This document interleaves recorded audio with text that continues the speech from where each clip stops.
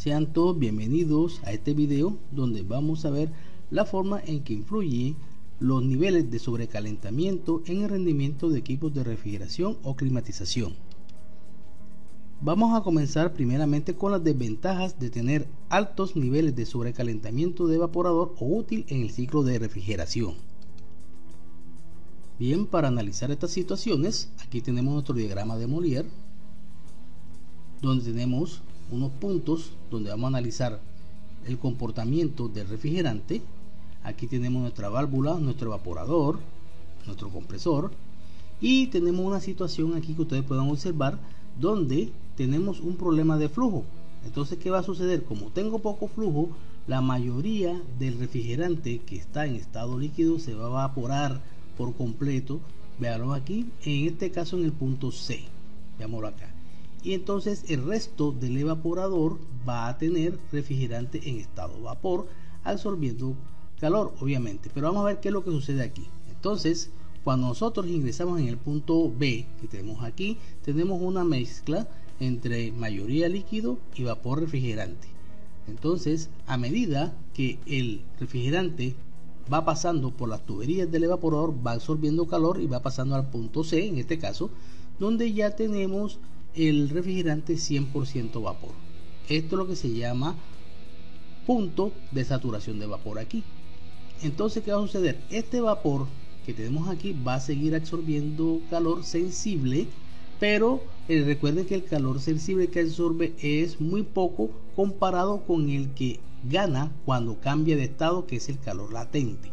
Entonces, por esta razón, dentro de las primeras circunstancias, cuando yo paso aquí del punto C, veámoslo aquí, hacia el punto D, que estaríamos viendo aquí la salida del evaporador, y llegando al punto E, nos vamos a encontrar con que vamos a tener pura absorción de calor sensible.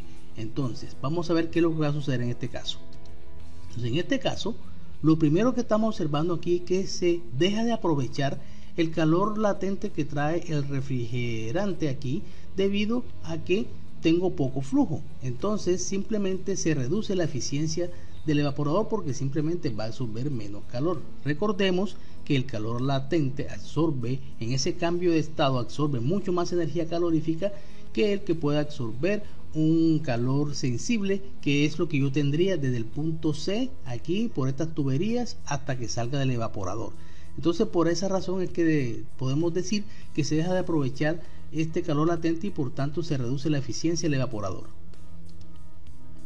Lo segundo que estamos observando aquí es que a medida que el punto C absorbe calor, significa que voy a ganar temperatura. ¿Qué significa? Que el punto C voy a pasar al punto D, y mientras más temperatura gana, el punto D se me va a desplazar más hacia la derecha, ganando más temperatura, e igual se me va a desplazar el punto E, que sería el punto de entrada hacia el compresor. En pocas palabras, voy a tener altas temperaturas de refrigerante a la salida del evaporador, en este caso punto D, y altas temperaturas de refrigerante a la entrada del compresor. Y ya sabemos que cuando el punto E se desplaza más hacia la derecha, simplemente la descarga del compresor, que vendría siendo el punto F, se me va a desplazar obviamente más hacia la derecha, lo que me dice que voy a tener una mayor temperatura de descarga del compresor, lo cual tampoco es bueno. Vamos a ver otros efectos.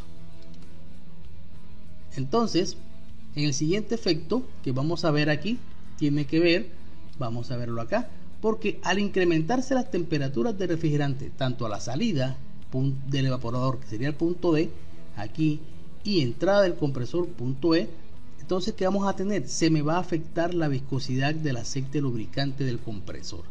Recordemos que la viscosidad está en función de la temperatura a la cual se ponga el lubricante. A mayor temperatura, simplemente menor viscosidad, y a menor temperatura, mayor viscosidad. Entonces, ¿qué vamos a tener? Este refrigerante que va a llegar al compresor, simplemente al tener una alta temperatura, me va a reducir la viscosidad del compresor y puedo tener afectación en la lubricación del mismo. El siguiente que puedo tener aquí problema es que al poseer obviamente a una mayor temperatura de descarga, que sería en el punto F, se reduce la capacidad del condensador y por ende su enfriamiento del equipo. ¿Y qué va a pasar? Recordemos que cuando se afecta el enfriamiento del equipo, también se me va a afectar indirectamente la eficiencia del mismo, y eso lo podemos ver en el video cuando veamos las causas o que influyen la variación de los enfriamientos en un equipo de refrigeración. Ahora aquí en este medio estamos observando acá, vamos a analizar otra característica. Aquí tenemos las curvas de volumen específico. Recordemos que mientras más nos desplazamos hacia la derecha y hacia abajo, las curvas de volumen específico son mucho más altas. ¿Qué significa? Y son inversamente proporcionales a la densidad. O sea que si aquí se incrementa el volumen específico, simplemente la densidad se reduce del gas. Entonces son inversamente proporcionales. Vamos a tener el siguiente análisis, y ese análisis tiene que ver con el desplazamiento. Vamos a ver desde aquí a C hasta el punto E. Vamos a analizar qué es lo que sucede acá. Entonces, cuando los puntos D y E se desplazan hacia la derecha, simplemente se tienen mayores volúmenes específicos o, en conclusión, menores densidades del refrigerante. Entonces, ¿qué va a pasar cuando yo tengo menor densidad? Tengo menos presencia de masa de refrigerante por unidad de volumen, que va a ser absorbida o así exactamente absorbida por el compresor. Entonces, ¿qué significa? Tengo menos masa de refrigerante, y por eso vemos estos punticos aquí dispersos. ¿Por qué razón? Porque al tener más temperatura, mi volumen específico se incrementa y por ende mi densidad se reduce. O sea que voy a obtener por cada aspiración menos masa de refrigerante. Por esa razón se reduce el flujo másico, y al reducirse el flujo másico, pues obviamente se pierde eficiencia volumétrica del compresor y por tanto se reduce el COP del equipo. Vean las consecuencias que tienen los altos sobrecalentamientos en el rendimiento del compresor, que ya también me lo está afectando. Por otro lado, y es muy importante, esto casi nunca se nombra, es que las curvas de entropía van de esta forma, así, y van así, y se van aumentando hacia la derecha. Entonces, ¿qué va a pasar aquí? Al desplazarme los puntos D y E, que vienen siendo la salida del evaporador y la entrada del compresor, hacia la derecha, simplemente voy a tener mayores valores de entropías en el proceso de compresión y voy a tener mayores irreversibilidades. También me puede afectar el famoso calor de rechazo del proceso, que después hablaremos de esto en otro video. Bien, aquí tenemos un ciclo refrigerante 134A. Podemos observar que el sobrecalentamiento lo hemos definido en 10 grados, bastante alto. El sufrimiento en 8, vamos a mantenerlo así. Y vemos aquí que tenemos un flujo másico de 24.65 y un COP de enfriamiento de 2.75.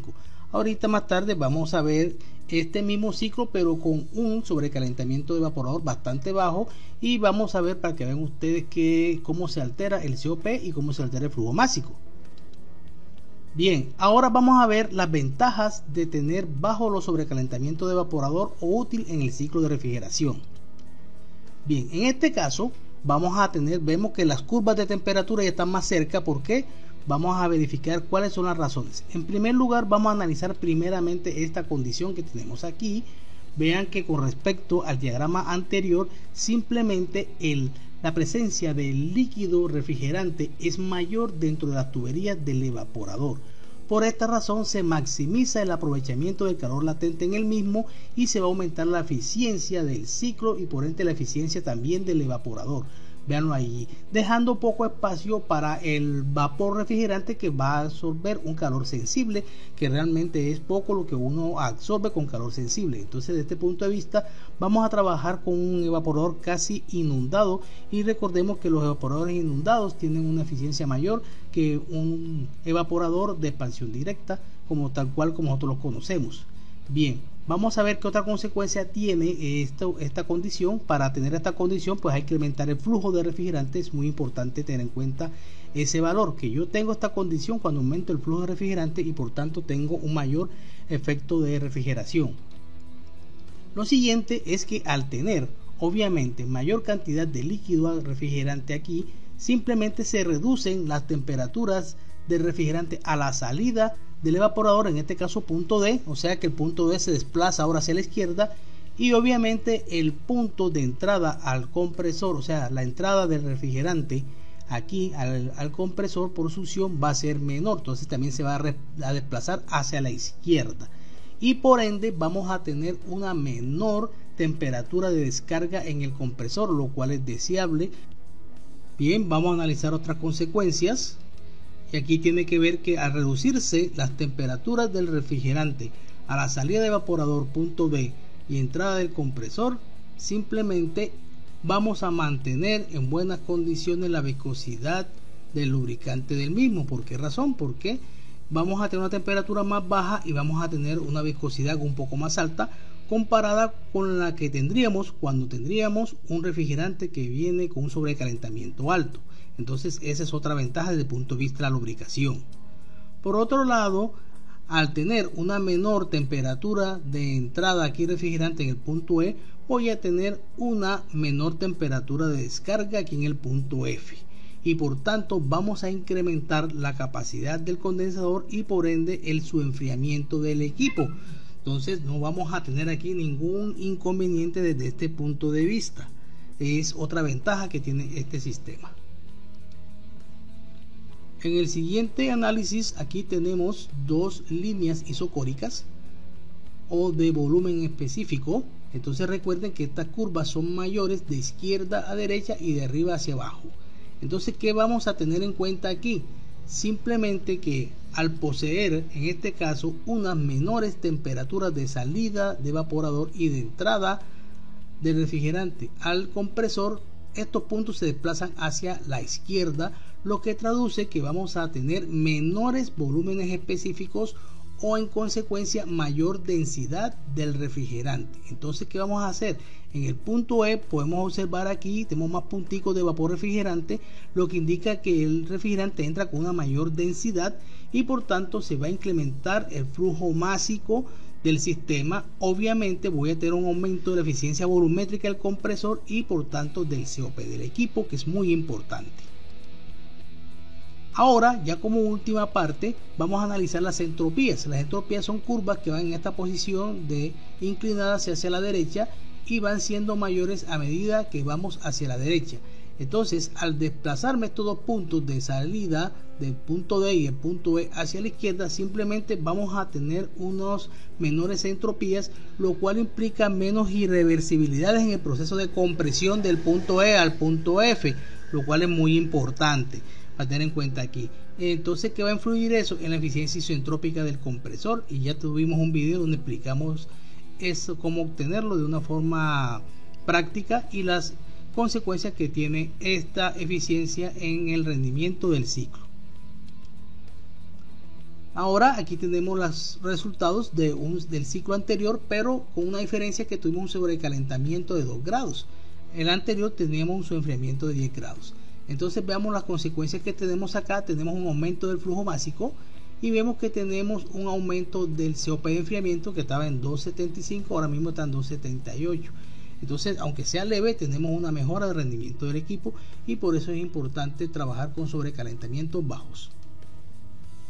Ahora vamos a decir las conclusiones de este trabajo. Entre las conclusiones que tenemos es que se pueden manejar sobrecalentamientos bajos de evaporador útil desde 0 hasta máximo 2 grados Celsius, siempre y cuando tenga un sobrecalentamiento en la línea de succión que puede ser desde 4 hasta 8 grados para tener como máximo un sobrecalentamiento total de 10 grados.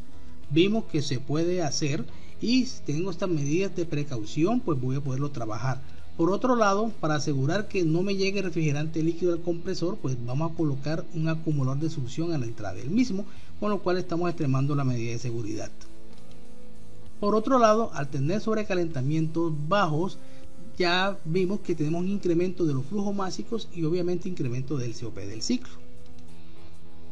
Y por último, vamos a tener en cuenta las recomendaciones del fabricante de los equipos al momento de hacer estos ajustes de recalentamientos, porque a la hora final es muy importante seguir las recomendaciones del mismo y no estar por fuera de sus parámetros de diseño, donde podamos tener algún inconveniente en la operación del equipo.